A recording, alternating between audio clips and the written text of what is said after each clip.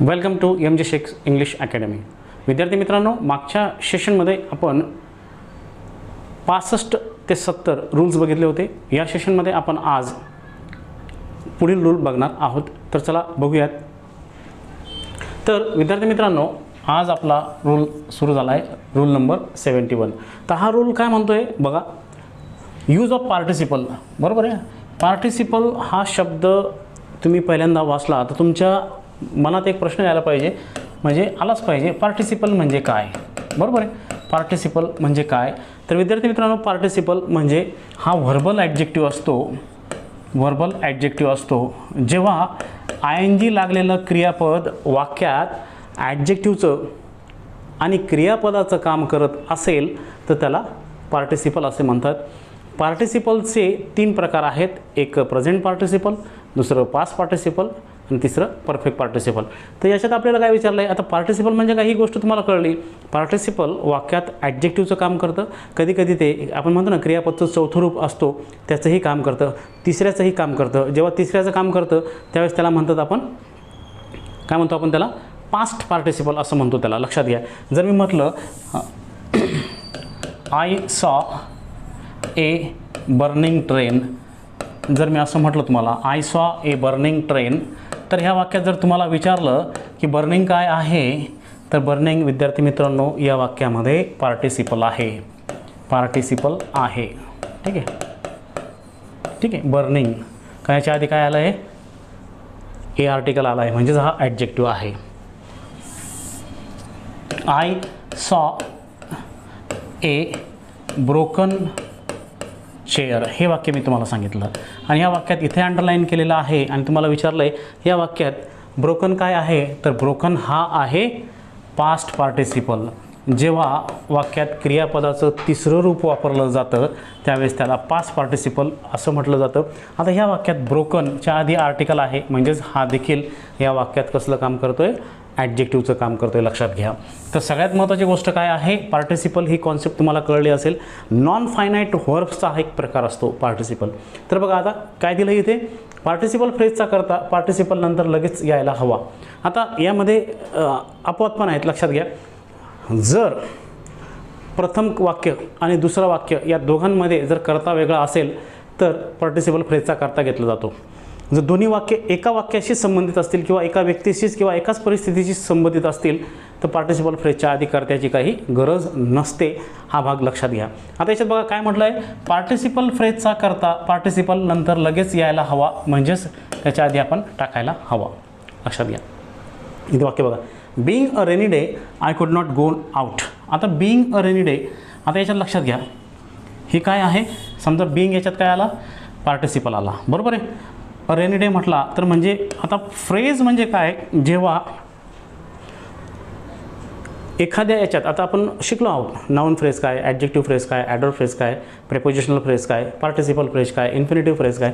जेव्हा पार्टिसिपलसोबत एक किंवा दोन शब्द जास्त येतात, तो समूह तयार होतो, त्यालाच पार्टिसिपल फ्रेज म्हणतात. हे संपूर्ण वाक्य काय आहे, पार्टिसिपल फ्रेज आहे. लक्षात घ्या. तर या पार्टिसिपल फ्रेजचा आणि याचा कर्ता वेगवेगळा आहे. बरोबर आहे. तर या जी बेइंग पार्टिसिपल आहे याच्या आधी काय यायला पाहिजे, याचा करता यायला पाहिजे. रेनी डे आहे, रेनी डेसाठी करता काय येईल, इट येईल. म्हणजे हे वाक्य चुकीचं आहे. तर खालचं वाक्य बघा, it being a rainy day I could not go out, हे वाक्य बरोबर येईल. म्हणजे पार्टिसिपल फ्रेज तुम्हाला कळलं. पहिली गोष्ट पार्टिसिपल म्हणजे काय हा प्रकार तुम्हाला कळला असेल. पार्टिसिपल वाक्यात कसलं काम करतो, पार्टिसिपल कोणत्या कोणत्या भूमिका करतो, आणि आता प्रेझेंट पार्टिसिपल किंवा पार्टिसिपल फ्रेज म्हणजे काय हे तुम्हाला सांगितलं. ठीक आहे. मग याचा जो करता आहे तो इथे यायला पाहिजे. जर मी तुम्हाला अगोदरच सांगितलं की पहिलं वाक्य आणि दुसरं वाक्य जर वेगवेगळे असतील तर त्याचा करता घ्यावा लागतो. पण पहिलं वाक्य दुसऱ्या वाक्याशी संबंधित असेल किंवा एकाच व्यक्तीवर एकाच घटकावर असतील तर पार्टिसिपल घ्यायची गरज पडत, म्हणजे पार्टिसिपलचा कर्त्याची गरज पडत नाही. आता बघा हे वाक्य, Rakesh was very poor. Rakesh was very poor. ठीक आहे. He cannot pay his fees. आता हे दोन सिम्पल सेंटेन्स याच्यामध्ये, Rakesh was very tired, he cannot pay his fees. बरोबर आहे. आपल्याला आयोग सिम्पल सेंटेन्स करा असं विचारतो त्यावेळेस आपण प्रेझेंट पार्टिसिपल वापरून त्याचं काय करतो, सिम्पल सेंटेन्स करतो.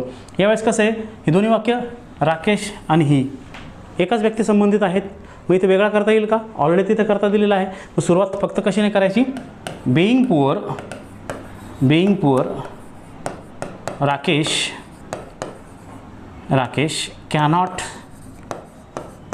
पे हिज फीज असं येईल. याच्यात आपण वेगळा करता घेतला का, नाही. लक्षात, म्हणजे सगळ्यात महत्त्वाचा भाग काय असतो, ते प्रॉपर कॉन्टेक्स्टवर फोकस करणं सगळ्यात महत्त्वाचा भाग तो आहे. म्हणजे हे तुम्हाला कळलं असेल, ही वाक्य दिलं आहे याचं आपण सिम्पल सेंटेन्स केलं, लक्षात घ्या. हे देखील सिम्पल सेंटेन्स आहे, लक्षात घ्या. ठीक आहे. नेक्स्ट, हे जर आपण इट काढला इथला तर हा सिम्पल सेंटेन्स होतो, लक्षात घ्या. ठीक आहे. नेक्स्ट झालं. पुढचं, आता spot the error, participle phrase लक्षात आलं तुम्हाला. आता फोकस करूयात आपण. Being a very hot day she stayed indoors, no error. हे बघा, being a very hot day, हे सेक्शन वेगळा आणि हा सेक्शन वेगळा, म्हणजे दोन वेगवेगळे आहेत. मग पार्टिसिपल फ्रेजच्या आधी त्याचा करता यायला नको का, येस यायला पाहिजे. मग ह्या वाक्यात कुठे मिस्टेक आहे, ई सेक्शनमध्येच मिस्टेक आहे. म्हणजे इथे काय यायला पाहिजे, इट असं यायला पाहिजे. It being a hot day असं यायला पाहिजे. तिथे व्हेरीची काही गरज नाही आहे, लक्षात आहे. इट आता एक नेहमी लक्षात घ्यायचं याच्यात काय येईल, पार्टिसिपल फ्रेजचा करता इथे इट येईल, म्हणून या सेक्शनमध्ये चूक आहे, बाकीचे सगळे बरोबर आहेत. लक्षात आलं. इथे पार्टिसिपल फ्रेजचा करता यायला हवा, जो आलेला नाही म्हणून. किंवा it being a very hot day असं लिहिलं तरी चालतं, हे लिहिलं तरी चालतं, कारण प्रमाण व्हेरी हे ॲडर ऑफ डिग्री आहे, प्रमाण दर्शवतं ते, लक्षात घ्या. असं लिहिलं तरी चालतं, असं तर ऑलरेडी दिलेलंच आहे तिथे, लक्षात घ्या. ठीक आहे. मग इथे काय मिस्टेक आहे, इथे मिस्टेक काय आहे, की इथे त्याचा करता वापरलेला नाही आहे. प्रेझेंट पार्टिसिपल किंवा पार्टिसिपल फ्रेजचा करता वापरलेला नाही आहे.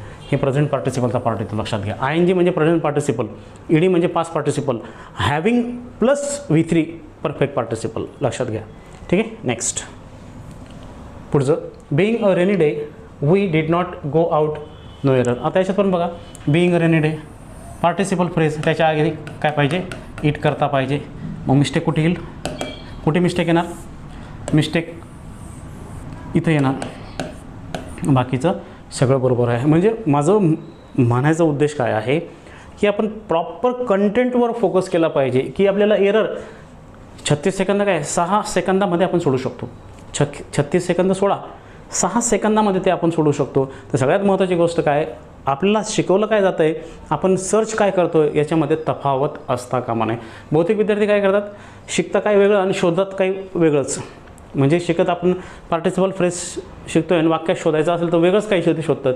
पण आपण म्हणजे कॉन्टेंटवर जर प्रॉपर फोकस केला, शिकवल्या गेलेल्या घटकावर, म्हणजे जो भाग आपल्याला शिकवला जात आहे त्याच्यावर जर प्रॉपरली फोकस केला तर आपल्याला आपलं उत्तर सहज सापडतं मित्रांनो, लक्षात घ्या. मग हे तुम्हाला आलं असेल, लक्षात घ्या. नेक्स्ट, पुढे आता रूल नंबर 72. आता कसं आहे, आयोगाने ज्या ज्या ठिकाणी ज्या ज्या घटकावर प्रश्न विचारले आहेत ते संपूर्ण कवर करायचा आपण प्रयत्न करतो आहे. सगळ्यात महत्त्वाची गोष्ट काय आहे, की तुम्हाला इच अँड एव्हरीथिंग अंडरस्टँड व्हायला पाहिजे. म्हणजे माझा अट्टहास काय आहे, हा आपण क्रॅश कोर्स म्हणूनच डेव्हलप करूयात. म्हणजे गोष्ट कशी आहे, की विद्यार्थ्यांना कमी वेळ असतो, परीक्षा झाल्यानंतर विद्यार्थ्यांना काय असतो, कमी वेळ असतो. ते कमी वेळेमध्ये काय होतं, की कमी वेळेत जास्त कसं करावं यासाठी हा कोर्स खूप इम्पॉर्टंट आहे, लक्षात घ्या. ठीक आहे. तर बघा, रूल नंबर 72 काय म्हणतो आहे, रूल नंबर 72 बघा, नोट किंवा नोट्स आल्यावर रुपीचा वापर केला जातो. बघा, नोट किंवा नोट्स आल्यावर रुपीचा वापर केला जातो, रुपीज वापरले जात नाही. म्हणजे नोटा किंवा नोट असा उल्लेख करताना आपण काय वापरतो, एकवचनी वापरतो. म्हणजे आपण म्हणतो ना, माझ्याजवळ एक 10ची नोट आहे, माझ्याजवळ एक 500ची नोट आहे किंवा 500 रुपयाची नोट आहे असं म्हटलं तर तिथं रुपीज न लिहिता फक्त रुपी लिहायचं. आलं का लक्षात, असा तो नियम आहे. बघा मग, 100 रुपीज नोट, इथं बघा आर्टिकल आलं आहे, इथं रुपीज नको, इथं काय पाहिजे फक्त. म्हणजे याचा अर्थ लक्षात आला का तुम्हाला, 100 रुपीज नोट म्हणजे याचा अर्थ रुपीज नाही, इथं काय पाहिजे, रुपी पाहिजे. 100 रुपी नोट असं म्हणजे एक 500ची नोट असा त्याचा अर्थ आहे. एक 500ची नोट म्हणून येथे रुपीज असं अनेक वचने लिहत नाही, त्याच्याऐवजी काय लिहितात, रुपी असं लिहितात. पुढे 100 रुपी नोट हे त्याचं बरोबर एक्सप्रेशन आहे. लक्षात आलं. पुढे नेक्स्ट, ही गिव मी 300 रुपीज नोट्स. आता त्याने मला 100च्या 3 नोटा दिल्या असं त्याचा अर्थ आहे. त्याने मला 100च्या 3 नोटा दिल्या म्हणजे 100 रुपयाच्या 3 नोटा दिल्या. मग इथे रुपीज यायला पाहिजे की नको, नको, हे चुकलं आहे. बरोबर आहे. मग आपलं कॉन्सन्ट्रेट कुठे पाहिजे properly, he gave me 300 RuPay notes. He gave me 300 RuPay notes. इथं नोट्स बरोबर आहे, कारण उल्लेख काय एकापेक्षा जास्त आहे ना. इथं नोट एकच आहे म्हणून इथं नोट आला, इथं 3 आहेत म्हणून नोट्स आला. फरक लक्षात आहे. आपलं कॉन्सन्ट्रेट कुठे व्हायला पाहिजे, रुपीज और रुपी असं म्हटलं तरी बघा 500 रुपीज हे बरोबर आहे. म्हणजे 500 रुपये असं म्हणतोय आपण, 500 रुपये म्हणतोय आपण, हे बरोबर आहे. पण 500 रुपयाची एक नोट असं म्हणायचं आहे, 500 रुपी नोट असं असेल त्यावेळेस रुपीज येणार नाही. लक्षात घ्या, हा फरक लक्षात घ्या. याच्यात घोळ करायचा नाही. प्रत्येक नियम, त्या नियमावर एरर आणि त्या नियमावर जर आयोगाने प्रश्न विचारला असेल तर ते सगळं आपण घ्यायचा प्रयत्न करतो आहे. गोष्ट एकच आहे की सांगितला गेलेला नियम काय आहे, आपण काय शोधतो आहे हे महत्त्वाचं आहे. लक्षात घ्या. ठीक आहे, हे लक्षात आलं. आता बघा याच्यावर एरर बघूयात आपण. याच्यावर काय एरर आहे का बघा. Hari lost 100 rupee note. आता इथे काय पाहिजे, मी काय वाचलं बघा, Hari lost 100 rupees note yesterday. आपण काय म्हटलं आहे, हे एक्सप्रेशन बघा, 100 रुपी पाहिजे का रुपीज पाहिजे, ऑब्वियसली इथे काय पाहिजे, रुपी पाहिजे. बरोबर, ठीक आहे ना. इथे काय पाहिजे, रुपी पाहिजे. मग कुठे एरर आहे बघा, हरी लॉस्टमध्ये आहे का, नाही, हे बरोबर आहे. 100 रुपीज नोट्स आहे का, म्हणजे येथे या रुपीजच्या ऐवजी इथे काय पाहिजे, काय पाहिजे, रुपीजच्या ऐवजी इथे काय पाहिजे, रुपी पाहिजे. बरोबर आहे. मग सेक्शन बीमध्ये आपलं मिस्टेक आहे. लक्षात घ्या. काय महत्त्वाची गोष्ट काय माहिती का, जर आपण नियमावर प्रॉपर फोकस करत चलत जर असू ना तर आपली उत्तरं चुकण्याची चान्सेस अजिबात नसतात. आपली उत्तरं परीक्षेत का चुकतात, कारण आपण अर्धवट वाचतो. आपण तसं असं म्हणतात ना मराठीत की अर्ध्या हळकुंडाने पिवळं होणे असा प्रकार असतो ना, उतावळे नवऱ्या त्या गुडघ्याला बाशिंग अशी एक म्हण आहे. म्हणजे महत्त्वाचं काय की कोणतीही गोष्ट पूर्ण समजून घ्या, त्याचा व्यवस्थित अभ्यास करा, त्याच्यावर परीक्षेत कशी एरर विचारली जाते त्याच्यावर. म्हणजे कसं आहे, आयोग हाच प्रकार, हाच नियम वेगवेगळ्या पद्धतीने तुम्हाला विचारू शकतो. पण एक महत्त्वाचं लक्षात घ्या, तुम्ही असं खा की असं फिरवून खा, जर तुमचं माइंडसेट असेल, हा नियम जर तुम्हाला व्यवस्थित माहीत असेल तर तुमचं उत्तर चुकणार नाही. आपलं उत्तर तेव्हाच चुकतं की त्याबद्दल, त्या नियमांबद्दल आपल्याला कन्फर्म माहिती नसते. भरायचं म्हणून आपण उत्तर भरत असतो, गोल टिपके करत असतो. पण विद्यार्थी मित्रांनो, तुम्हाला मी सांगतो, याचा जर प्रत्येक नियमाचा, हे जे 120 रूल्स आहेत, या नियमाचा जर तुम्ही सिस्टमॅटिक स्टडी केला तर मला नाही वाटत तुमचे मार्क्स जातील. लक्षात घ्या. कारण याच्या बाहेर नाहीच आहे. तुम्ही कोणतीही परीक्षा द्या, जी राज्यसेवा द्या, PSI द्या, STI द्या, असिस्टंट द्या, MES द्या, ॲग्री द्या, क्लर्क टायपिस्ट द्या, फॉरेस्ट द्या, SSC द्या, CDS द्या, NDA द्या, वॉटेवर काहीही द्या, हे लागणारच आहे. सगळं ठिकाणी आहे. आता UPSCचं पण ऑब्जेक्टिव्ह आपण राज्यसेवेला होणारच आहे, UPSC सारखंच सिलेबस येणार आहे. लक्षात घ्या. तर ह्या सगळ्या गोष्टी तिथे लागणारच आहेत. हे जर तुम्हाला माहीत असेल तर उत्तरं चुकण्याची म्हणजे शक्यता जी असते ती 0 असते. लक्षात घ्या. मग सगळ्यात महत्त्वाची गोष्ट काय, आपला अतिशय प्रॉपर फोकस या गोष्टीवर व्हायला पाहिजे. लक्षात घ्या. नेक्स्ट, पुढे सांगितलं तुम्हाला हे. नेक्स्ट आणखी त्याच्यावर एक दिलं आहे, he inform that he had lost a packet of the 100 rupees notes. A packet म्हटलं बरं का, म्हणजे 100 रुपयांच्या नोटांचा पॅकेट बंडल त्याने हरवलं. म्हणजे इथे रुपीज पाहिजे का रुपी पाहिजे, रुपीजच्या ऐवजी फक्त इथं काय पाहिजे, रुपी पाहिजे. कारण एक गोष्ट लक्षात घ्या, अ पॅकेट ऑफ, बरोबर आहे, 100 रुपीज, रुपीज नाही पाहिजे, इथं काय पाहिजे, रुपी पाहिजे. लक्षात आलं. मग आपल्याला कळलं असेल कोणत्या सेक्शनमध्ये चूक आहे. He inform that he had lost a packet, हे बरोबर आहे. ऑफ द 100 हे पण बरोबर आहे. रुपीज नोट्स ही तर रॉंग आहे, लक्षात घ्या. बरोबर, म्हणजे तुमच्या लक्षात आलं असेल की या सेक्शनमध्ये कुठे मिस्टेक. म्हणजे मित्रांनो, इमिजिएट तुम्ही तिथे एरर शोधू शकतात. आणि हे 120 नियमांवर प्रत्येक ठिकाणी एरर टाकले जेणेकरून तुमचं माइंड सेट व्हावं. आणि त्याच्यावर जर आयोगाने प्रश्न विचारला असेल त्या सेक्शनवर ॲज इट इज, ते सुद्धा आपण टाकण्याचा प्रयत्न केलेला आहे, लक्षात घ्या. ठीक आहे. मी इथे कुठे मिस्टेक आहे, सीमध्ये मिस्टेक आहे. पुढचं बघूयात. आता बघा, आयोगाने याच्यावर प्रश्न विचारला आहे. बघा, विचारला आहे, सेम प्रश्न विचारला आहे. Choose the incorrect part from the following sentence. हा प्रश्न केव्हा, PSI 1992ला आयोगाने हा प्रश्न विचारला आहे. आणि काय दिलं आहे, चूज द इनकरेक्ट पार्ट, काय दिलं आहे, incorrect part from the following sentence. आता दिलेल्या वाक्यामध्ये इनकरेक्ट पार्ट कोणता आहे तो आपल्याला ओळखायचा आहे. आता यामध्ये बघा, I picked up a 10 rupees note from the road yesterday, no error. एक सेक्शनमध्ये आहे का मिस्टेक, एक सेक्शन बरोबर आहे. बीमध्ये आहे का, अ 10 रुपी नोट, हे पण बरोबर आहे. एक मिनटं, अ 10 रुपीज नोट, हे सेक्शन बघा, मागे होते आपण. अ 10 रुपीज नोट, रुपी का रुपीज, रुपी, बरोबर, हे शिकलो ना आपण आता. म्हणजे तुमच्या लक्षात आलं का, ए सेक्शन कोणता आहे, हाय. बी कोणता आहे, हाय. सी कोणता आहे, फ्रॉम द रोड आहे. डी कोणता आहे, नो एरर आहे. मग कोणत्या सेक्शनमध्ये मिस्टेक आली, बीमध्ये.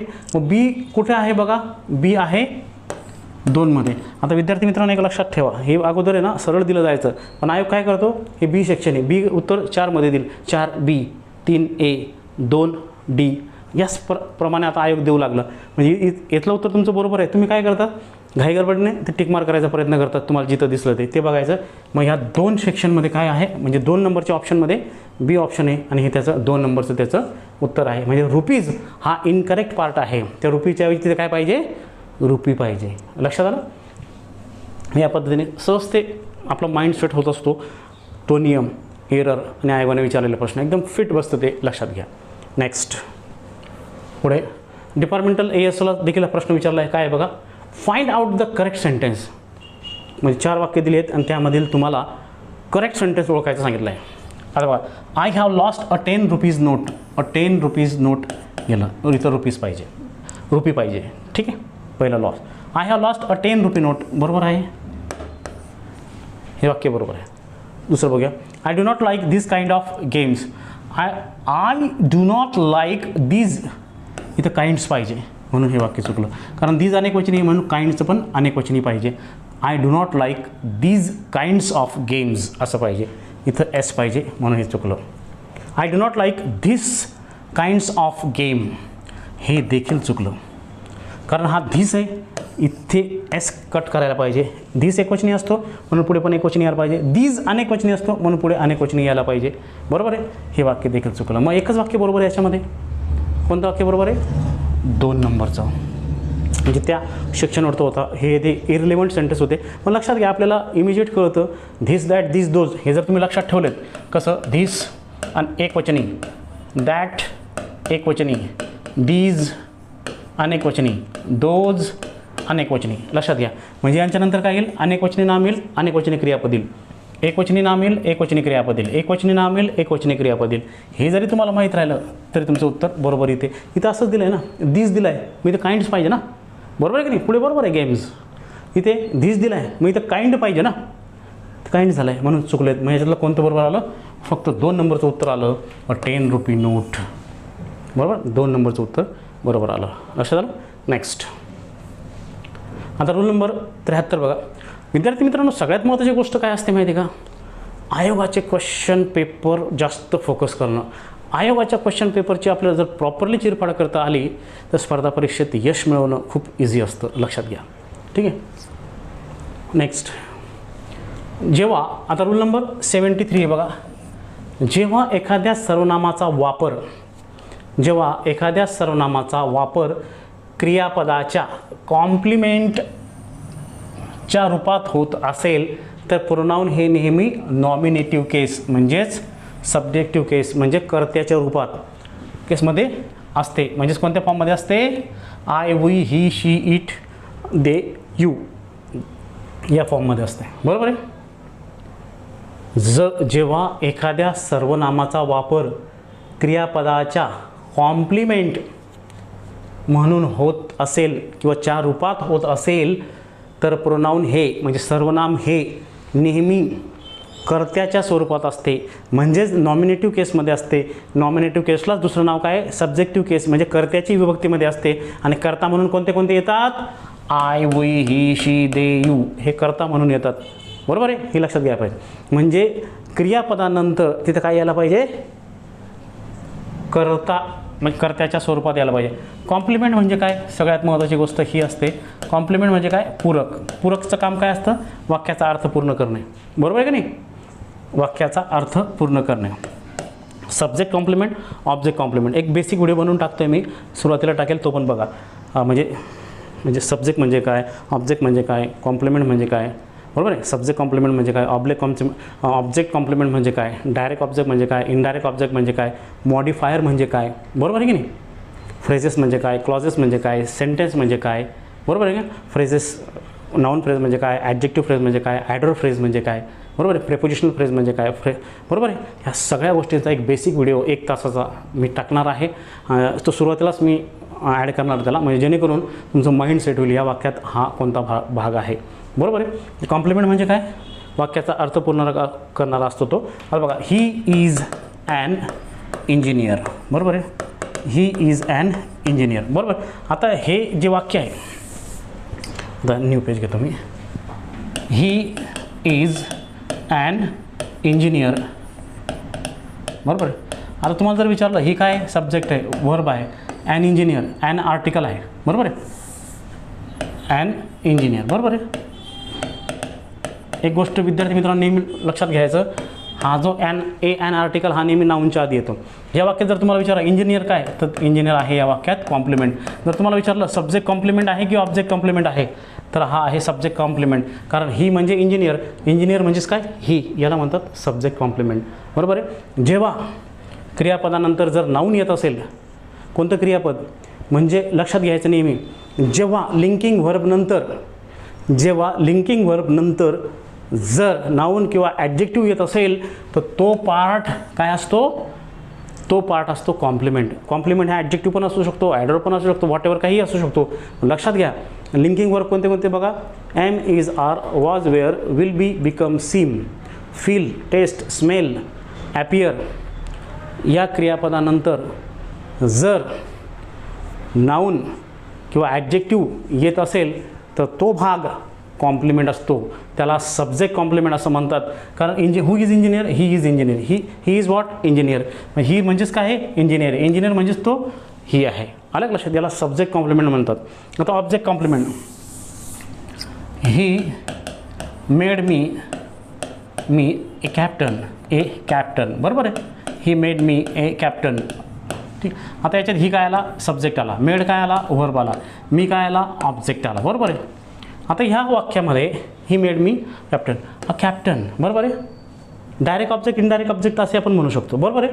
पण आता हा जो कॅप्टन आहे, ही मेड मी कॅप्टन, मी तो कोणाबद्दल माहिती देतोय? या मीबद्दल तो माहिती देतोय. हा म्हणजे कशाबद्दल माहिती देतोय? हा सब्जेक्टबद्दल माहिती देत नाही, हा ऑब्जेक्टबद्दल माहिती देतोय. आणि जो शब्द ऑब्जेक्टबद्दल माहिती देत असतो तो असतो ऑब्जेक्ट कॉम्प्लिमेंट. काय असतो तो? Object complement. ह्या वाक्यात कॅप्टन काय आहे? ऑब्जेक्ट कॉम्प्लिमेंट आहे. आपण त्याला आपल्या भाषेत डायरेक्ट ऑब्जेक्ट असं म्हणतो. पण जर आपण कॉम्प्लिमेंट म्हणू लागलो तो डायरेक्ट कॉम्प्लिमेंट, आपण सब्जेक्ट कॉम्प्लिमेंट कोणतं, ऑब्जेक्ट कॉम्प्लिमेंट कोणतं? जर सब्जेक्टबद्दलच येणारं नाऊन किंवा ॲडजेक्टिव्ह माहिती सांगत असेल, फॉर एक्झाम्पल नाऊन माहिती सांगत असेल तर तो सब्जेक्ट कॉम्प्लिमेंट असतो. येणाऱ्या वाक्यात जर ऑब्जेक्टबद्दल ते नाऊन माहिती सांगत असेल किंवा इतर शब्द माहिती सांगत असेल तर तो ऑब्जेक्ट कॉम्प्लिमेंट असतो. या वाक्यात ही मेड मी अ कॅप्टन. बरोबर. कोणाला कॅप्टन बनवलं? मला. कॅप्टन कोण आहे? मी. आलं लक्षात?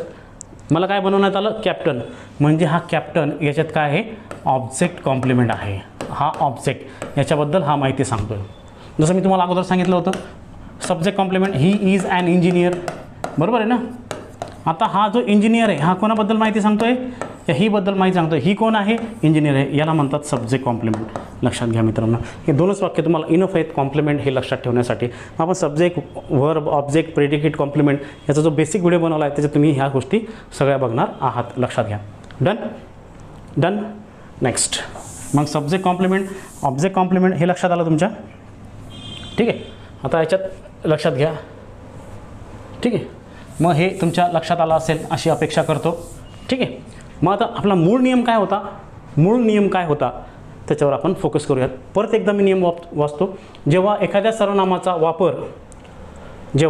सर्वनामाचा वापर क्रियापदाच्या कॉम्प्लिमेंटच्या रूपात होत असेल तर प्रोनाउन हे नेहमी नॉमिनेटिव्ह केस म्हणजेच सब्जेक्टिव्ह केसमध्ये असते. बरोबर आहे. आता बघा मग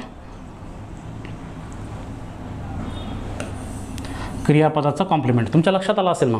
बरोबर आहे. क्रियापदाचा if I were he, were हा काय क्रियापद आहे. हा जो मग आता ही जो आला आहे हा काय कॉम्प्लिमेंट आहे. बरोबर आहे. कॉम्प्लिमेंट आहे. बरोबर आहे. कॉम्प्लिमेंट आहे ना. इथे आहे तुम्हाला काय करतो, इथे तुम्हाला हिम देतो आणि वाक्य करेक्ट करायला सांगतो.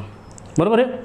क्रियापदाच्या नंतर जो कॉम्प्लिमेंट येतो तो काय असतो, नॉमिनेटिव्ह केसमध्ये असतो. लक्षात आलं का.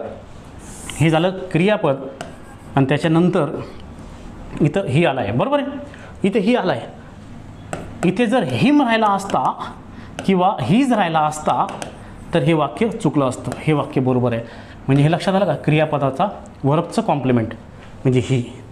बरोबर ना. इफ आय वेअर ही. ठीक आहे. पुढे आता बघा दुसरं वाक्य कसं दिलं आहे, इट इज मी. आता क्रियापदानंतर काय यायला पाहिजे, क्रियापदानंतर काय यायला पाहिजे, कॉम्प्लिमेंट तर यायला पाहिजे. पण त्यानंतर कोणत्या स्वरूपात पाहिजे ते सब्जेक्टच्या स्वरूपात पाहिजे का ऑब्जेक्टच्या स्वरूपात, सब्जेक्टच्या स्वरूपात. हा जो मी आहे हा काय आहे, ऑब्जेक्ट आहे. म्हणजे तुम्ही लक्षात घ्या, मी, अस, हिम, हर, देम, हां, यू हे नेहमी ऑब्जेक्टचं काम करतात. ऑब्जेक्टिव्ह केस असते प्रोनाउनची. पण आपण काय म्हटले, क्रियापदानंतर काय पाहिजे, नॉमिनेटिव्ह केस पाहिजे. मग ह्या मीच्या ऐवजी इथे काय पाहिजे, आय. काय पाहिजे, आय. लक्षात घ्या. बघा वाक्य, it is I who caught the thief. हे वाक्य बरोबर आहे. एकदा नियम परत वाचा, हे तुमच्या लक्षात आलं असेल. एकदा नियम परत वाचा म्हणजे तुमच्या लक्षात आलं असेल की ती भानगड काय आहे असं. लक्षात आलं. इफ आय वेअर ही म्हणजे काय, जर मी त्याच्या जागी राहिलो असतो तर I would not accept the offer. मी ती ऑफर स्वीकारली नसती. बरोबर आहे. असा त्याचा अर्थ आहे. इट इज मी नाही, इथं आय पाहिजे जसं खाली ते दिलेलं आहे. नियम विद्यार्थी मित्रांनो लक्षात घ्या, मग तुमच्या लक्षात येईल. नेक्स्ट पुढचं बघा. ठीक आहे. स्पॉट द एरर ह्याच्यामध्ये. ठीक आहे. If I were her I would not accept the offer. आता हा जो हर आहे याचा कर्ता असतो शी, याचं कर्म असतं हर, याचं पॉझिटिव्ह ॲडजेक्टिव्ह असतो हर. हे दोन्ही फॉर्ममध्ये सारखे असतात. पण क्रियापदानंतर आपल्याला काय घ्यायचं आहे, सब्जेक्टिव्ह केस घ्यायची. हर ही ऑब्जेक्टिव्ह केस आहे, हरची सब्जेक्टिव्ह केस काय आहे, शी आहे. बरोबर आहे. मग कुठे चुकलं आपलं, इफ आय वेअर हर म्हणजे फर्स्ट सेक्शनमध्येच आपण चुकलो एमध्ये. I would not accept the offer. आले का लक्षात. हे लक्षात घ्या. हे कल्पनात्मक वाक्य असताना, जर मी त्याच्या जागी राहिलो असतो, जर मी देशाचा पंतप्रधान झालो, जर झाडे बोलू लागले तर, बरोबर आहे, जर पक्षी बोलू लागले तर, मी अमर झालो तर, अशा प्रकारचे वाक्य ते इमेजिनरी सेंटेन्सेस आहेत, कल्पनात्मक वाक्य आहेत ज्याच्यात सत्यता नसते. त्याला अनरिअल कंडिशन असंही म्हणतात, त्याला फॉल्स सेंटेन्सेस असंही म्हणतात. आपल्याला माहिती आहे आयच्या पुढे काय येतो, वॉज येतो. बरोबर आहे. पण इथं वेअर लिहितात. वेअर का, कारण हे काल्पनिक असतं, हे सत्यता याच्यात नसते. अनरिअलिस्टिक किंवा अनरिअल सेंटेन्स हे असतात. विद्यार्थ्यांनी याची नोंद घ्यावी. ठीक आहे. If I were her I would not accept the offer म्हणजे येथे हरच्या ठिकाणी काय पाहिजे, शी पाहिजे. इफ आय वेअर शी असं पाहिजे. बरोबर. मग इथे चूक आहे, हे बरोबर आहे, हे बरोबर आहे. लक्षात आलं. सापडले ना आपल्याला एरर. तो नियम जर आपण बघितला, तर तुम्हाला लक्षात येईल की तिथे क्रियापदानंतर काय करताय, क्रियापदानंतर काय करताय. परंतु इथे काय आलं, क्रियापदानंतर काय आलं बघा. क्रियापदानंतर काय आलं, हर आला, द्वितीय विभक्ती आली. आपल्याला काय पाहिजे, शी पाहिजे. डन. नेक्स्ट पुढचं spot the error. If I were him, बघा आलंच इथे. If I were him I would not teach him a lesson. I would teach him a lesson. जर मी तुझ्या जागी राहिलो असतो तर त्याला चांगला धडा शिकवला असता, परंतु मी तुझ्या जागी नाही. काल्पनिक वाक्य, क्रियापदाच्या नंतर सब्जेक्टिव्ह केस यायला पाहिजे. हिमची सब्जेक्टिव्ह केस म्हणजे करते. हिमची सब्जेक्टिव्ह केस काय आहे? ही आहे, बरोबर ना. हिमची सब्जेक्टिव्ह केस काय आहे? ही आहे. म्हणून विद्यार्थी मित्रांनो, सगळ्यात महत्त्वाची गोष्ट काय आहे? क्रियापदानंतर काय यायला पाहिजे? कॉम्प्लिमेंट म्हणून ही यायला पाहिजे. आलं का लक्षात? मग एरर कुठे बघा? इफ आय वेअर हिम, हिमच्या ठिकाणी काय पाहिजे? ही पाहिजे. ठीक आहे. I would teach him a lesson असा त्याचा अर्थ आहे. ठीक आहे. मिस्टेक कुठे? फक्त या सेक्शनमध्ये आहे, लक्षात घ्या. ह्या गोष्टी खूप मॅटर करतात विद्यार्थी मित्रांनो, लक्षात घ्या. रूल, त्याच्यावर एरर आणि त्याच्यावर आयोगाने विचारलेला प्रश्न, या पद्धतीने जर तुम्ही अभ्यास केला तर खूप चांगलं तुमचा अभ्यास होत असतो. डन. नेक्स्ट आता रूल नंबर 74, त्याच्यावर आयोगाने प्रश्न विचारला असेल तर बघूयात. पण तुम्हाला नियम जर माहीत असेल तर आयोगाने विचारलेला प्रश्न, समजा आपला एखादा स्किप झाला, तुम्ही सेल्फ स्टडी किंवा आपलं जे क्वेश्चन पेपर ॲनालिसिस बुक आहे, MJ shakes question paper analysis, म्हणजे त्याच्यामध्ये काय केलं आहे आपण? Previous year question paper analysis केलं आहे. 1984 पासून तो 2021-22 पर्यंत ज्याही परीक्षा झाल्या आहेत त्याचं अतिशय सविस्तर एक्सप्लेनेशन दिलेलं आहे. म्हणजे तिथल्या तिथेच ते बघा जरा व्यवस्थित. ठीक आहे. त्या पुस्तकाची तुम्हाला प्रचंड मदत होईल. पुढचा नियम बघा काय म्हणतोय. रूल नंबर 74, बट, एक्सेप्ट आणि टूला सोडून प्रेपोजिशन नंतर सामान्यतः जिरंडचा वापर केला जातो. हा खूप गहन प्रश्न असतो बरं का विद्यार्थ्यांना. 2 + V1 की जिरंड म्हणजे इन्फिनिटिव्ह की जिरंड. तर लक्षात घ्या, ह्या 3 प्रेपोजिशनला सोडून कोणते कोणते? बट, एक्सेप्ट आणि टूला सोडून प्रेपोजिशन नंतर सामान्यतः जिरंड म्हणजेच ING फॉर्मचा वापर केला जातो. लक्षात घ्या. हा खूप महत्त्वाचा नियम आहे बरं का तुमच्यासाठी. तुम्हाला जर फिक्स माहीत असेल कोणते कोणते? बट, एक्सेप्ट आणि टूला सोडून प्रेपोजिशन नंतर सामान्यतः जिरंड वापरला जातो. म्हणजे क्रियापदाचा कोणता फॉर्म येईल? क्रियापदाचा कोणता फॉर्म येईल? ING फॉर्म येईल. लक्षात घ्या. ठीक आहे. आय इन्सिस्ट ऑन, इथं तुम्हाला रिकामी जागा दिलेली असते. इथं म्हटलं जातं टू गो किंवा गोईंग, गोज, गॉन. तर आपण काय म्हटलं आहे? बट, एक्सेप्ट आणि टूला सोडून जे इतर प्रेपोजिशन असतील आणि त्याच्यानंतर जर तुम्हाला क्रियापद भरायला सांगितलं तर तिथे काय येणार? जिरंड म्हणजेच ING फॉर्म येणार. आय इन्सिस्टेड ऑन गोईंग म्हणजे मी जाण्याचा आग्रह केला असा त्याचा अर्थ आहे. ऑन गोईंग हे बरोबर आहे. I purposely refrain from saying, refrain from च्यापासून मुक्त होणे असं म्हणतो ना आपण. I purposely refrain from saying more, बरोबर. रिफ्रेन फ्रॉम म्हणजे फ्रॉम हा प्रेपोजिशन बघा आणि त्याच्या पुढे काय आलं आहे? जिरंड आला आहे. You need not be afraid of being late. Afraid of त्याच्यानंतर काय वापरला आहे? बिईंग. बिईंग हा देखील येथे जिरंड म्हणून आलेला आहे. बिईंग हा प्रेझेंट पार्टिसिपल देखील काम करतो. आलं का लक्षात? Keep in mind. जर तो प्रेपोजिशन नंतर येत असेल, लक्षात घ्या, ING फॉर्म जर प्रेपोजिशन नंतर येत असेल तर तो काय असतो? जिरंड असतो. कारण तो प्रेपोजिशनचा ऑब्जेक्ट असतो. प्रेपोजिशनचा ऑब्जेक्ट असतो. प्रेपोजिशनचा ऑब्जेक्ट असतो. लक्षात घ्या. म्हणजे तो शब्दयोगी अव्ययाचं कर्म असं मराठीत आपण म्हणतो ना, इंग्लिशमध्ये त्याला ऑब्जेक्ट ऑफ प्रेपोजिशन असं म्हणतात. येथे तो प्रेझेंट पार्टिसिपल नसून इथे तो काय आहे? जिरंड आहे. कारण कर्म आणि कर्ता म्हणून येण्याचा अधिकार हा नामाचाच असतो. कर्ता आणि कर्म म्हणून येण्याचा अधिकार नामाचा, सर्वनामांचाच असतो. म्हणजे नाम म्हणून काय काय येतं? नाम म्हणून नाऊन येतं, म्हणजे भूमिका, नाऊन क्लॉज येतो, नाऊन फ्रेज येते, इन्फिनिटिव्ह येतो, जिरंड येतो. कारण हे सगळे नावाचे काम करतात ना, हे सब्जेक्ट आणि ऑब्जेक्ट म्हणून येतात. आणि प्रेपोजिशन नंतर जर ING फॉर्म येत असेल आणि तुम्हाला जर विचारलं की तो काय आहे तर तो असतो जिरंड. आलं का लक्षात? नेक्स्ट हे लक्षात आलं. मग हा भाग महत्त्वाचा आहे, लक्षात घ्या. नेक्स्ट आता यामध्ये बघा, for example I refrain from hurting his face. आता हे सुद्धा काय? फ्रॉम हा सुद्धा काय? जिरंड आहे. The noise from downstair prevented me from sleeping. Prevented from नंतर काय आलं? मग जिरंड आला. लक्षात घ्या. म्हणजेच काय? हा ऑब्जेक्ट ऑफ प्रेपोजिशन असं म्हटलं तरी चालेल. लक्षात घ्या. Heavy rain prevented us from going to cinema. From going, from नंतर आता डोक्यात ठेवा तिथे ING फॉर्म. लक्षात घ्या. He insisted on going to Kanyakumari. You must aim at achieving a high opinion in society. आता मी मुद्दा म्हणून तिथे इटॅलिक केलेलं आहे तुम्हाला कळण्यासाठी. ॲक्च्युली मी लाल करणार होतो पण लाल चांगलं दिसत नाही मध्येच. ठीक आहे, तर लक्षात घ्या. सगळ्यात महत्त्वाचं काय मग प्रेपोजिशन. कोणते असे प्रेपोजिशन आहेत की त्याच्यानंतर ING फॉर्म येतो, तोही भाग व्यवस्थित करा. विद्यार्थी मित्रांनो, ही 8 वाक्य पुन्हा पुन्हा वाचा. ही सगळी वाक्य परीक्षेत आलेली आहेत.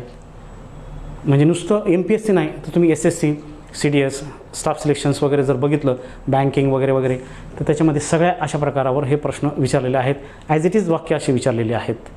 ठीक आहे, नेक्स्ट पुढे बघा. आता डिपार्टमेंटल PSIला डिपार्टमेंटल PSI 2017ला हा प्रश्न आलेला आहे. बघूया त्याच्या काय प्रश्न येतो. Choose the correct sentence from the option given below. आता मी तुम्हाला सांगितलं की कोणते प्रेपोजिशन जर सोडले त्याच्यानंतर मग काय येणार, ING's फॉर्म येणार आणि त्याला आपण काय म्हणणार, ऑब्जेक्ट ऑफ प्रेपोजिशन. बरोबर आहे. He prevented me to go there, इथे इन्फिनिटिव्ह आला. प्रिव्हेंटेड नंतर लक्षात घ्या इथे काय यायला पाहिजे, गोईंग पाहिजे. बरोबर आहे, हे वाक्य चुकलं. ही प्रिव्हेंटेड मी गोईंग, ही प्रिव्हेंटेड मी गोईंग. नुसतं मी गोईंग पाहिजे का, फ्रॉम गोईंग पाहिजे. काय पाहिजे, आपण बघितलं ना ते वाक्य, बघितले ना मागे येऊयात. बघा बरं, प्रिव्हेंटेड मी, हे बघा ही बघा, द नॉईज फ्रॉम डाऊनस्टेअर्स म्हणजे खालून येणारा आवाज. प्रिव्हेंटेड मी आहे का इथे, प्रिव्हेंटेड मी फ्रॉम स्लिपिंग, म्हणजे तिथं काय पाहिजे, फ्रॉम गोईंग पाहिजे. लक्षात घ्या, तुमच्या लक्षात आला असेल आता. ठीक आहे ना. हां बघा मग, ही प्रिव्हेंटेड मी गोईंग असंच आहे का, फक्त प्रिव्हेंटेड मी फ्रॉम असं पाहिजे, म्हणून हे देखील चुकलं. पुढचं बघा, he prevented me from going there आहे का वाक्यरचना बरोबर. He prevented me from going there आलं का, he prevented me from going there. He prevented me from पाहिजे, इथं फॉर आला आहे, गोईंग बरोबर आहे, म्हणून एक वाक्य चुकलं. बघा साध्या साध्या गोष्टी चुकतात. आपण तेच घेतलं जे आयोगाने विचारलं होतं, त्याचीच वाक्यरचना केली जशी आयोगाला आवश्यक आहे. ठीक आहे, लक्षात आलं. विद्यार्थी मित्रांनो, सगळ्यात महत्त्वाची गोष्ट काय आहे की आपण नियम सोडवतो आहे, त्याच्यावर एरर कशी येते आणि आयोग त्याच्यावर कसे प्रश्न विचारतो याची सांगड आपण खूप चांगल्या पद्धतीने घातली आहे. म्हणून आपण याला golden rules of English grammar तसेच crash course for all competitive exams असं देखील नाव दिलेलं आहे. त्याच्या मागचं हेच कारण आहे. ठीक आहे, नेक्स्ट पुढचं आणखी. आता ही सक्सिडेड प्रेपोजिशन प्लस ING अशी रचना आहे.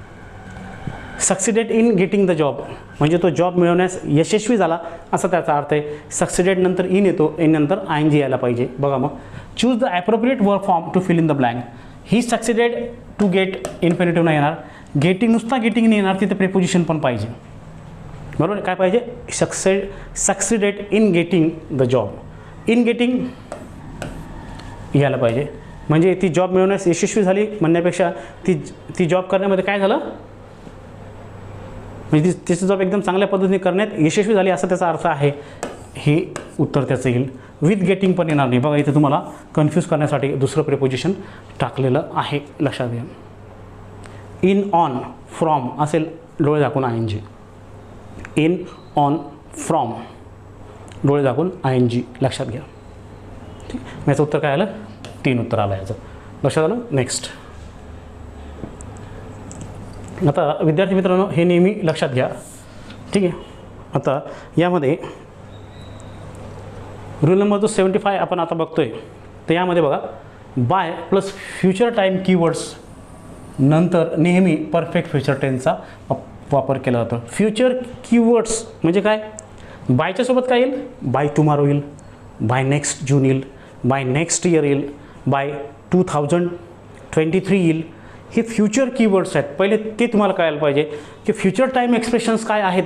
म्हणजे आजचं आणि मागचं सोडून जे पुढे येणार आहेत त्याला फ्युचर कीवर्ड्स असं म्हणतात. बायच्या सोबत जर फ्युचर कीवर्ड्स येत असतील तर तो काळ कोणता असतो, परफेक्ट फ्युचर टेन्स असतो, पूर्ण भविष्यकाळ असतो. लक्षात घ्या. ठीक आहे, नेक्स्ट. आता यामध्ये बघा, I shall have written my exercise by that time. I shall have written my exercise by that time म्हणजे त्यावेळेपर्यंत, it is future time expression.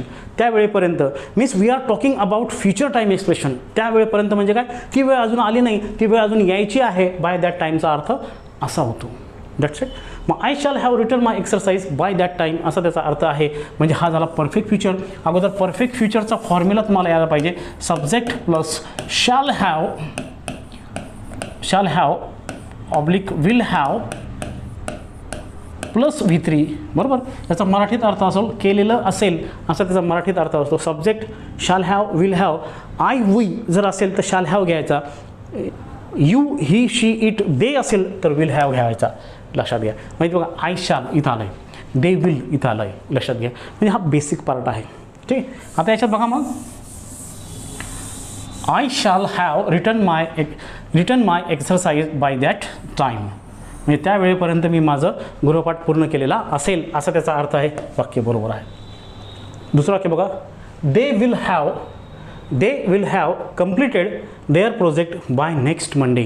They will have completed their project by next Monday. म्हणजे next म्हणजे हा future time expression झाला, हा perfect future tense झाला. लक्षात घ्या. म्हणजे बायसोबत जर फ्युचर टाईम कीवर्ड्स येत असतील, मी तुम्हाला टाईम सांगितलेत, टाईम एक्सप्रेशन सांगितले कोणते कोणते त्यासोबत येऊ शकतात, तर तो काळ कोणता असतो, परफेक्ट फ्युचर टेन्स असतो. बघूया त्याच्यावर काय एरर आहे. आयोगाने याच्यावर प्रश्न विचारलेला आहे का? हो, याच्यावर आयोगाने प्रश्न विचारलेला आहे. पुढे बघा मग, in which part of the sentence does the error लाय.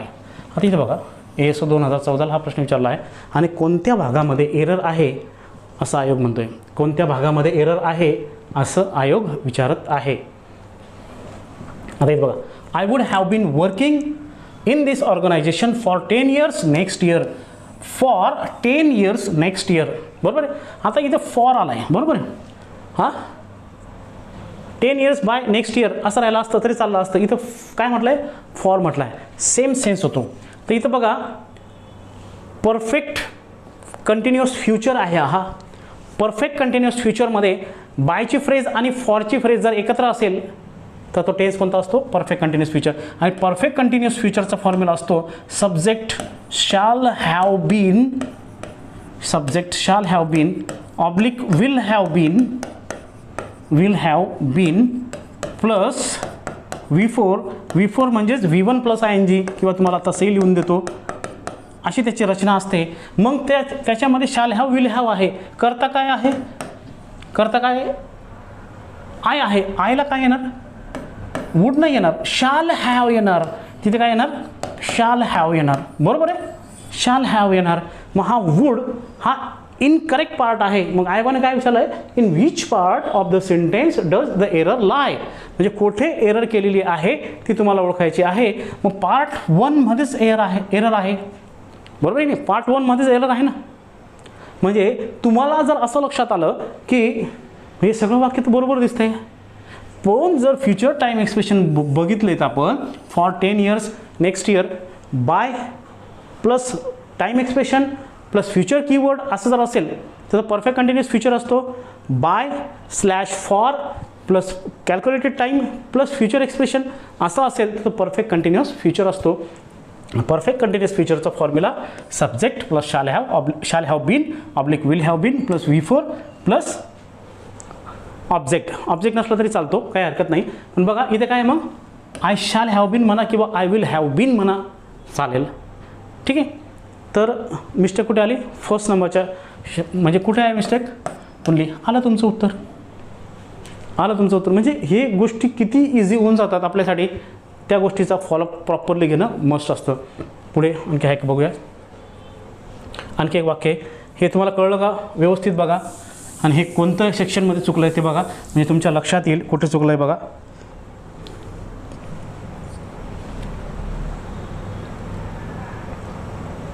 इथे मिस्टेक आहे ना, हे लक्षात येईल. इथे शाल हॅव बीन पाहिजे होतं.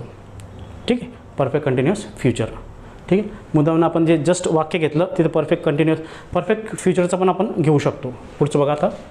नेक्स्ट, कंबाईन 1997, म्हणजे 1997ला प्रश्न विचारला आहे. काय विचारलं आहे बघा, choose the correct sentence from the following. यामध्ये आपल्याला करेक्ट सेंटेन्स ओळखायचं आहे. जर तुम्हाला प्रॉपर कीवर्ड प्रत्येक टेन्सचे माहीत राहत असतील, म्हणजे कसं बघा, सिम्पल प्रेझेंट टेन्स म्हटला त्याच्यामध्ये काय कीवर्ड आहे ओळखायचं कसं, everyday, generally, hardly, scarcely, rarely, seldom, always, never, sometime, usually, everyday, every month, असे जर टाईम एक्सप्रेशन असतील तो सिम्पल प्रेझेंट असतो. कंटिन्युअस प्रेझेंटमध्ये काय असतो, now, right now, at the moment, at the present moment, currently असे टाईम एक्सप्रेशन असतात. परफेक्ट प्रेझेंटमध्ये काय आहे? परफेक्ट प्रेझेंट म्हणजे today, that day, recently, lately, just now असे टाईम एक्सप्रेशन आहेत. येट देखील आहे, ऑलरेडी देखील आहे. परफेक्ट कंटिन्युअस फ्युचरमध्ये परफेक्ट कंटिन्युअस प्रेझेंटमध्ये काय आहे? परफेक्ट कंटिन्युअस प्रेझेंटमध्ये आहे हॅव बीन त्याच्यामध्ये आहे फक्त फॉर आणि सिन्स. फॉर आणि सिन्स आहे. सिन्स केव्हा? पॉईंट ऑफ टाईमसाठी. फॉर केव्हा? पिरियड ऑफ टाईमसाठी, म्हणजे कॅल्क्युलेटेड टाईमसाठी, फिक्स वेळेसाठी. आता सिम्पल पास्टमध्ये काय?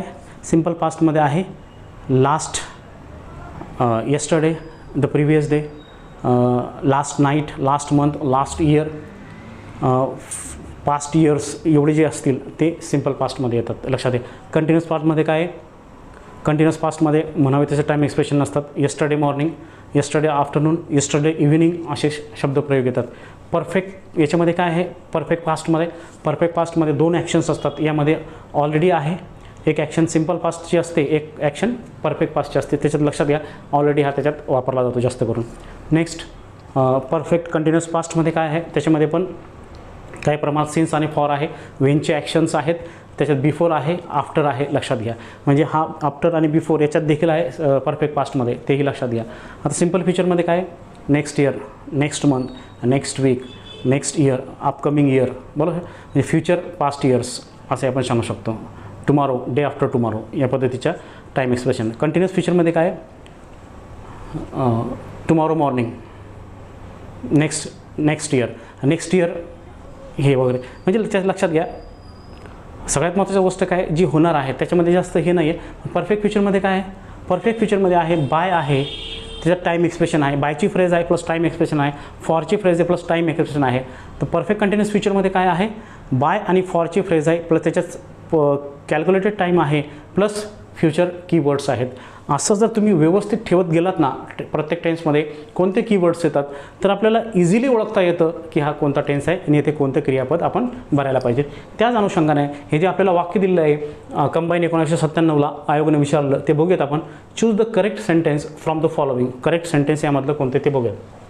शी will have completed all her assignment by tomorrow. पहिलं वाक्य आपलं वाचून झालं. आपण 4ही वाक्य वाचूयात. She has completed all her assignment by tomorrow. She has, tomorrow आणि हॅजचा संबंध येत नाही, हे वाक्य चुकलं. बरोबर आहे. शी हे वाक्य जर असं राहिलं असतं she has just completed her assignment तर हे वाक्य बरोबर राहिलं असतं. किंवा हे वाक्य असं जरी राहिलं असतं she has completed her assignment today, बरोबर आहे. किंवा हे वाक्य असं राहिलं असतं she has completed her assignment lately तरी बरोबर राहिलं असतं. She has completed her assignment recently तरी हे बरोबर राहिलं असतं. She has just completed her assignment हे देखील बरोबर राहिलं असतं. लक्षात घ्या. पुढे she has to be completing all her assignment by tomorrow. Has to be completing अशी वाक्यरचना असते. हॅज टू नंतर बी नंतर V3 येतो. लक्षात घ्या. Has to B plus V3 अशी रचना असते, ING नसते. लक्षात घ्या. हे वाक्य चुकलं. पुढे she was completed all her assignment by tomorrow. Tomorrow आणि सिम्पल पास्टचा संबंध येत नाही. टुमॉरो हा फक्त फ्युचर टेन्समध्ये येतो. लक्षात घ्या. मग विद्यार्थी मित्रांनो हे 3 वाक्य 2, 3, 4 ही जी दिलेली वाक्य आहेत हे 3ही चूक आहेत. मग आपलं उत्तर कोणतं आहे? परफेक्ट फ्युचर टेन्स आलं आहे बघा. She will have completed all her assignment by tomorrow. बायच्या सोबत काय आहे? फ्युचर कीवर्ड आहे टुमॉरो. नुसतं येते टुमॉरो राहिला असता ना तर हा सिम्पल फ्युचर टेन्स झाला असता. पण बाय आहे आणि त्यासोबत फ्युचर कीवर्ड आहे टुमॉरो म्हणून तो झाला परफेक्ट फ्युचर टेन्स. लक्षात आलं. एक वाक्य एकदा परत वाचा म्हणजे तुमच्या लक्षात येईल. ते वाक्य बघा.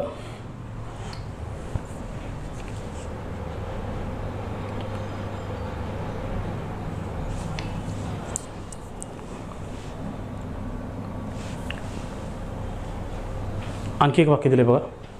कंबाईन 1993ला 1993ला विचारलं आहे. The future will have belonged to those who shall have done the most for suffering humanity. The future will have belonged to those who shall have done the most for suffering of humanity. आता यामध्ये कसं बघा. The future will have belonged to those who have done the most for suffering humanity. इथे परत perfect future नको. एकतर इथे perfect present tense पाहिजे किंवा सिम्पल प्रेझेंट टेन्स पाहिजे. म्हणजे कोणत्या सेक्शनमध्ये आहे? कोणत्या सेक्शनमध्ये आहे? ए झाला, हा बी झाला, हा हा ए झाला, हा बी झाला, सीमध्ये मिस्टेक आहे लक्षात घ्या.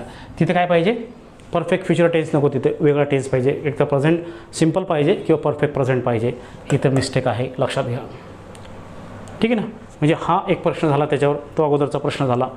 नेक्स्ट कंबाईन 1988ला हा परत प्रश्न विचारला आहे बघा, कोणता आहे.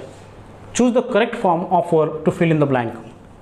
Many more tourist dash dash arrive many more tourist dash dash by the time the next week. By the time the week, by the time the weak.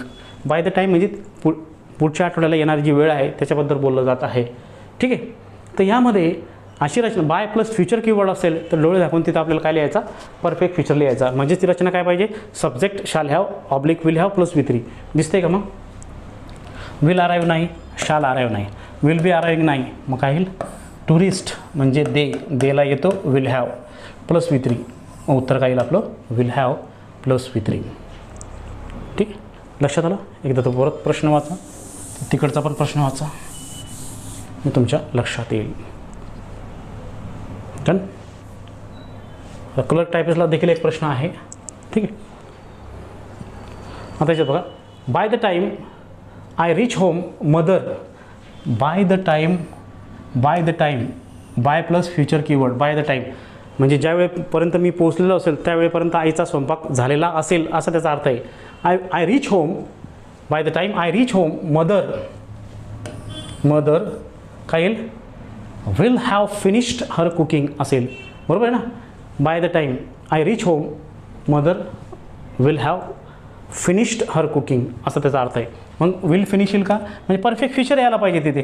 Perfect फ्युचरचं आहे will finish, simple present, simple future, will be finishing, continuous future, have finished, perfect present, will have finished, perfect future. कोणतं येईल, 3 नंबरचं उत्तर.